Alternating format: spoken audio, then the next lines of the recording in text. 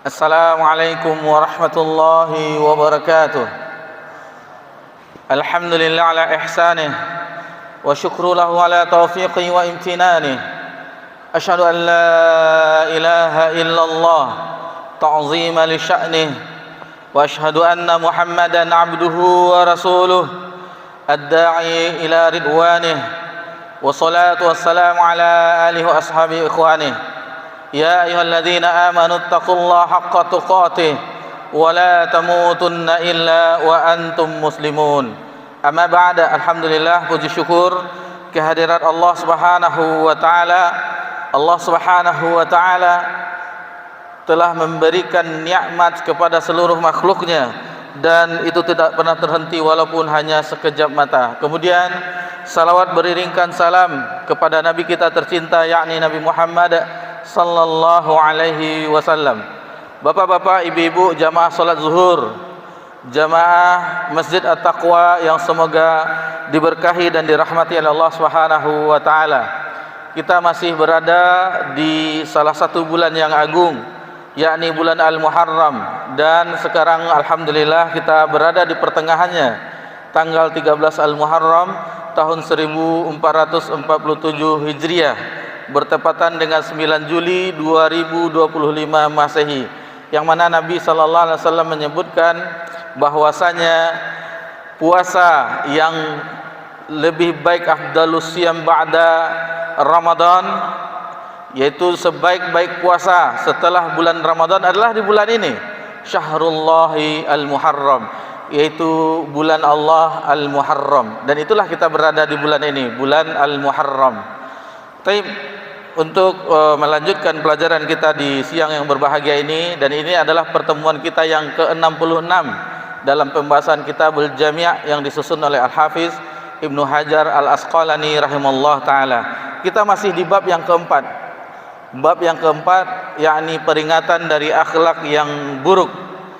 Dan ini adalah hadis yang ke-25 di dalam bab yang keempat ini, yaitu berkenan tentang tukang namimah. Tukang namimah, adu domba. Taib, kita langsung dengarkan hadisnya bersama-sama. Faqala lahu Huzaifah, berkata Huzaifah radhiyallahu anhu, sami'tu an-nabiyya sallallahu alaihi wasallam yaqul, aku mendengar Nabi sallallahu alaihi wasallam bersabda, la yadkhulunal jannata qattat, la yadkhul jannata qattat, jadi tidak akan masuk surga qattat. Qattat yaitu orang yang suka mengadu domba. Jadi qattat adalah orang yang suka mengadu domba. Sinonimnya dalam bahasa Arab ada persamaan katanya, yaitu dengan namam, namimah, orang yang suka mengadu domba. Sebagaimana di hadis yang lain disebutkan, la yadkhul jannata namam, tidak akan masuk surga orang yang suka namimah, yaitu mengadu domba. Jadi antara qattat, namimah itu adalah sinonim, dua kata yang mirip, artinya sama, yaitu orang yang suka mengadu domba. Bapak-bapak, ibu-ibu yang semoga diberkahi dan dirahmati oleh Allah Subhanahu wa taala. Namun meskipun ini sama, tetapi kondisinya berbeda. Apa perbedaan antara qattat dengan namam? Qattat adalah seseorang yang mencuri berita, yaitu dia menguping, mendengar-dengar, mencuri berita, lalu disampaikan yang lain untuk tujuan mengadu domba. Adapun namam, dia nimbrung di situ, hadir di majelis namimah tersebut. Itu bedanya antara qattat dan namimah. Meskipun sama-sama adu domba, tetapi ada perbedaannya. Qattat hanya mendengar saja, mungkin dia menguping, dia tidak ikut di dalam majelis tersebut, menguping-uping saja, mencuri-curi berita. Adapun namam, namimah, dia hadir, ikut di situ. Nah, itu beda antara qattat dengan namam, qattat dengan namimah. Kemudian lafaz la yadkhul jannah, tidak akan masuk surga. Di sini ada penafsiran dari ulama hadis masuk surga di sini. Kenapa? Ada dua penafsirannya, yaitu orang yang melakukan adu domba tersebut itu bagi yang menghalalkan perbuatan tersebut tidak akan masuk surga. Ini penafsiran yang pertama. Sama ketika seseorang, waliyadzubillah, mudah-mudahan Allah menjauhi kita dari perbuatan misalnya zina. Zina adalah perbuatan fahisyah, perbuatan yang keji. Tetapi jika ada orang melakukannya dan dia merasakan dalam dirinya itu adalah perbuatan halal, itu tidak akan masuk surga. Maksudnya keluar dia dari Islam, karena tidak meyakini hukum tersebut haram di dalam agama. Berbeda dengan orang yang mungkin karena rayuan syaitan akhirnya terperosok, tetapi dia mengakui keharaman tersebut, itu adalah perbuatan dosa. Ini berbeda kondisinya. Nah, jadi kalau ada seseorang yang menghalalkan, ini kan boleh, tidak haram di dalam agama, itu tidak akan masuk surga. Maksudnya dia termasuk orang yang menghalalkan apa yang Allah haramkan. Yang kedua, maksudnya orang-orang ini tidak masuk surga dengan orang-orang yang masuk surga rombongan pertama. Kenapa? Karena dia diazab dahulu dengan dosa tersebut. Nah, jadi tidak masuk surga dengan golongan orang yang pertama. Golongan orang yang pertama itu lempeng, istilahnya tidak diazab dan tidak dihisab, masuk surga Allah Subhanahu wa taala. Karena keimanannya yang kuat dan menjauhi dosa-dosa besar dan dosa-dosa kecil. Jadi dia orang melakukan namimah ini tidak masuk surga. Maksudnya penafsiran yang kedua, tidak masuk surga dengan golongan orang yang seperti ini. Dia dihisab dulu, diazab dahulu, baru ketika itu Allah mengampuni dosa-dosanya. Baik. Kemudian namimah adalah orang adu domba, qattat. Namimah itu dosa besar. Sebagaimana hadis yang kita pelajari ini dari Hudzaifah, la yadkhul jannata qattat, tidak akan masuk surga orang yang suka mengadu domba. Kemudian di dalam Al-Qur'an firman Allah Subhanahu wa taala dalam surah Al-Qalam ayat 11, Allah Subhanahu wa taala berfirman, hammadzin masya'im binamim. Jangan ikuti orang yang suka mencela dan orang yang suka berjalan dengan kesana kemari dengan melakukan namimah, dengan melakukan adu domba. Itu jelas ayat tentang dosa besar orang melakukan adu domba, baik itu namam atau qattat, itu diancam di firman Allah Subhanahu wa taala dalam surat Al-Qalam ayat 11. Kemudian di hadis yang lain, yaitu sabda Nabi sallallahu alaihi wasallam, khiyaru ibadillahi alladzina idza ru'u dzikirallahu wa syiraru ibadillahi al-masyauna bil namimah al-mufarriquna baina ahibbatil baghu al-bara'ul anat. Kata Nabi sallallahu alaihi wasallam, sebaik-baik hamba Allah yaitu orang yang jika melihatnya orang akan mengingat Allah. Ini sebaik-baik orang. Ketika orang melihatnya orang akan ingat Allah.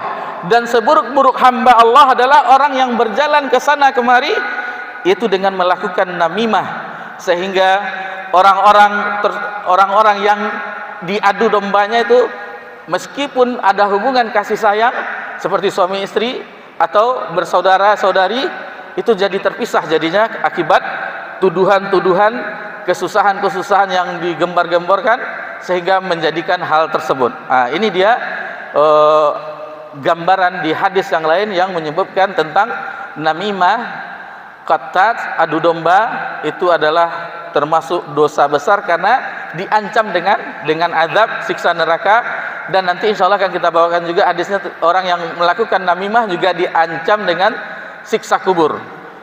Di sini kita ambil pelajaran bahwasanya khiyarukum indallahi alladzina idza ru'u zikrallah.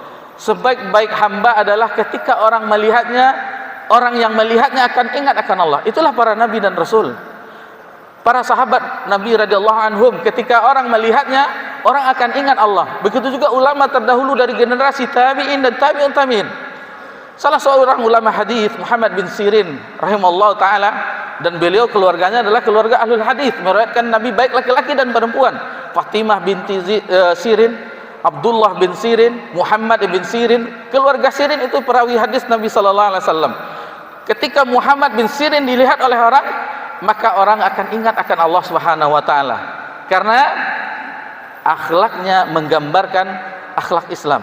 Begitu juga orang-orang ulama yang terdahulu, apabila orang melihatnya, orang akan ingat akan Allah Subhanahu wa taala. Kemudian di hadis yang lain, inna syarran nasa zul wajhain, sesungguhnya manusia yang paling buruk adalah manusia yang memiliki dua wajah, yang bermuka dua. Alladzi bi haula biwajhi wa haula biwajhi. Jadi kalau dia ke sini ke kelompok A, seolah-olah dia pro ke kelompok A.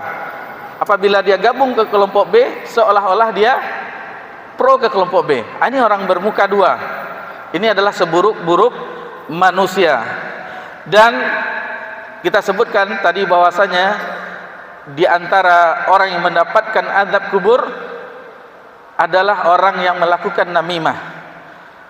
Ketika Nabi SAW melewati suatu perkuburan, maka Nabi mengambil pelepah korma lalu mematahkannya menjadi dua. Kenapa dilakukan itu, kata sahabat? Karena penghuni dua kubur ini sedang diazab oleh Allah Subhanahu wa taala. Nabi SAW diberikan wahyu, mendengar hal-hal yang gaib. Lalu ketika itu Nabi menyebutkan orang ini berdua ini diazab bukan karena dosa yang sangat besar, maksudnya dosa syirik atau nifak dan seterusnya, akan tetapi yang pertama diazab, disiksa kubur karena ketika buang air kecil tidak cebok. Ini hati-hati, apalagi kalau laki-laki biasanya berdiri hendak diceboknya, ini bahaya. Minimal dengan tisu. Kan sekarang alhamdulillah tempat duduk kita banyak air. Ini hati-hati orang yang tidak cebok dengan setelah buang air kecil. Yang kedua, itu orang yang suka mengadu domba. Lalu bagaimana, kan kita membicarakan keburukan, apa beda namimah dengan qattat atau namimah qattat atau dengan ghibah? Kan sama-sama keburukan. Perbedaannya adalah tujuan. Namimah atau qattat, adu domba, tujuannya adalah untuk membuat orang bermusuhan. Berbeda dengan ghibah. Ghibah tidak ada maksud. Ghibah adalah sesuatu yang dibicarakan ketika yang dibicarakan orang yang dibicarakan itu tidak suka, tidak ada tujuannya untuk mengadu domba. Itu bedanya. Sama-sama dibicarakan keburukan, akan tetapi bedanya adalah hal seperti mana disebutkan oleh ulama bahwasanya kullu namimah ghibah wa laisa kullu ghibatin namimah. Jadi sesungguhnya setiap namimah itu pasti ghibah dan tidak setiap ghibah itu namimah. Dan ini yang lebih dahsyat lagi kita tambahkan supaya kita mengetahui bagaimana dosa namimah dan qattat, mengadu domba. Bahwasanya dosa adu domba itu lebih berbahaya daripada sihir. Lebih berbahaya daripada sihir. Abdullah bin Mas'ud menyebutkan dari Nabi SAW, ala unabbiukum maqdad man qathu hiyal namimah qalatu bainan nas. Maukah aku kabarkan kepada kalian tentang al-addu? Lalu beliau melanjutkan, yaitu mengadu domba yang disebarkan di antara manusia. Itu dia orang addu, yaitu kedustaan lebih lebih besar daripada sihir. Ini maksud addu itu adalah sihir. Dan di dalam kitab Tauhid itu ada bab yang bahwasanya sihir secara makna bukan hakiki. Jadi orang adu domba itu dia menyihir orang dengan kata-katanya sehingga ikut akan dia. Terpisahlah antara suami dan istri, terpisahlah antara keharmonisan keluarga, terpisahlah antara hubungan saudara-saudari, hubungan keluarga. Jadi efeknya sama dengan sihir dan bahkan lebih bahaya daripada sihir. Jadi kenapa itu sangat besar dosanya? Karena ini Islam menganjurkan berkasih sayang, Islam menganjurkan bersatu. Adapun namimah dan qattat, mengadu domba, adalah memisahkan orang sehingga itu tidak dibenarkan di dalam Islam. Sebenarnya masih banyak yang bisa kita pelajari dalam pembahasan ini. Mudah-mudahan yang sedikit tadi itu bisa menjadikan ilmu bagi kita dan menahan diri kita agar tidak melakukan namimah qattat, tidak melakukan adu domba. Jadi tahanlah lisan kita. Mudah-mudahan kita bisa jangan menjadi orang gunting di dalam lipatan. Mudah-mudahan kita bisa merajut orang yang berpisah, orang yang berselisih, kita islahkan, kita damaikan, bukan dipisahkan orang yang bersatu. Mudah-mudahan ini bermanfaat bagi kita semuanya, dan mohon maaf jika ada salah dalam penyampaian. Sallallahu alaihi wasallam wa ala alihi washabihi ajmain walhamdulillahirabbil alamin. Wassalamualaikum warahmatullahi wabarakatuh.